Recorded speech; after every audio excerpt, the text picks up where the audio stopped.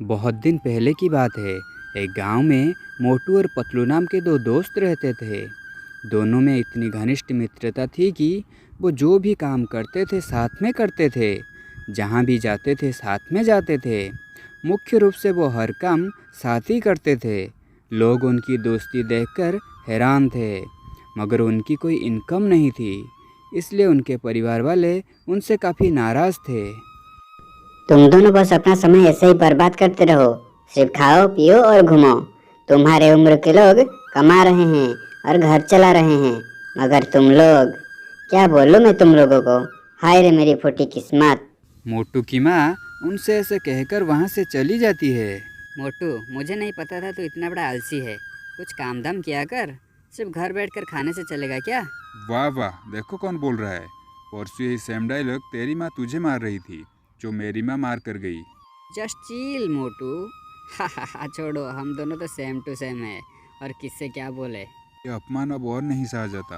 अब क्या करे तू ही बता पतलू। खाली पेट मेरे दिमाग की बत्ती नहीं जलती। हम शहर चलते हैं और वहीं कुछ काम करते हैं। हाँ पतलू, तू सही कह रहा है। और कोई रास्ता भी नहीं है। और कितने घर वालों की बात सुनेंगे। ठीक है, कल सुबह हम निकलेंगे। ऐसा विचार करके वो दूसरे दिन शहर को जाने के लिए निकल पड़ते हैं। शहर के रास्ते में एक जंगल पड़ता है। जंगल में कुछ दूर जाने के बाद पतलू को एक पेड़ के नीचे कुछ सोने के सिक्के पड़े हुए दिखते हैं। लेकिन मोटू की नज़र उस सोने के सिक्कों पर नहीं पड़ती। मोटू, थोड़ा ठहर। ऐसे कहाँ चला जा रहा है? इधर तो थोड़ा नज़र डाल। क्या हुआ पतलू, तू यहाँ क्यों रुक गया? जल्दी नहीं चलेगा तो शहर पहुँचते पहुँचते रात हो जाएगी। अरे, अब हमें शहर जाने की ज़रूरत नहीं पड़ेगा। थोड़ा उस पेड़ के नीचे तो देख। मोटू पेड़ के नीचे पड़ा सोने के सिक्कों को देखकर हैरान रह गया। अरे पतलू, हमारी तो किस्मत खुल गई रे। मगर ये किसी कोई चाल तो नहीं है? यदि लुटेरे हमारे लिए जाल बिछाए होंगे तो? मगर कहीं आसपास तो कोई नहीं दिख रहा। खैर, देखते हैं चल क्या होता है। मोटू पतलू पेड़ के पास जाकर सोने के सिक्कों को इकट्ठे करने लगते हैं। पतलू, हमें सारे सोने के सिक्के यहाँ से नहीं लेंगे। अगर हम यहाँ से सारे सिक्का ले लेंगे तो एक ही बार में खर्च हो जाएगा। और अगर किसी को पता चल गया कि हम इतने सोने के सिक्के लाए हैं तो वो सोचेंगे कि हमने इसे कहीं से चुरा कर लाए हैं। हाँ, तू सही कह रहा है। मगर हम इतने सोने के सिक्के यहाँ कैसे छोड़ कर जाएंगे? नहीं, हम एक काम करते हैं। हमें जितनी ही ज़रूरत उतनी ही लेते हैं और बाकी यहाँ छुपा देते हैं। जब ज़रूरत पड़ेगा तब आकर ले लेंगे। यह कहकर उन्होंने सारा सोना पेड़ के नीचे गाड़ दिए और उन्हें जब भी आवश्यकता होगी वो आकर सोने के सिक्के ले जाएंगे। ऐसा उन्होंने पेड़ के पास प्रतिज्ञा की और कुछ सिक्के लेकर वहाँ से घर चले गए। लेकिन मोटू को वो सोने के सिक्कों का मोह लग गया था। अगली रात पतलू से बिना कुछ कहे उसने जंगल में जाकर गड़े हुए सारे सोने के सिक्के ले आया। ऐसे कुछ दिन बीत गए। एक दिन मोटू ने पतलू को सोने के सिक्के लाने के लिए बुलाया। पतलू, मुझे कुछ पैसों की ज़रूरत है। चल जंगल में गड़े हुए सोने के सिक्के ले आते हैं। ठीक है मोटू, चलते हैं। ये कहकर वो गड़े हुए सोने के सिक्के लाने के लिए निकल गए। जब वो वहाँ पहुँचे तो देखा कि सोने के सिक्के वहाँ नहीं है। कोई उसे वहाँ से चुरा कर ले गया था। पतलू बहुत दुखी हुआ। पतलू, कहाँ गए सारे सोने के सिक्के? तू सारे ले गया है ना?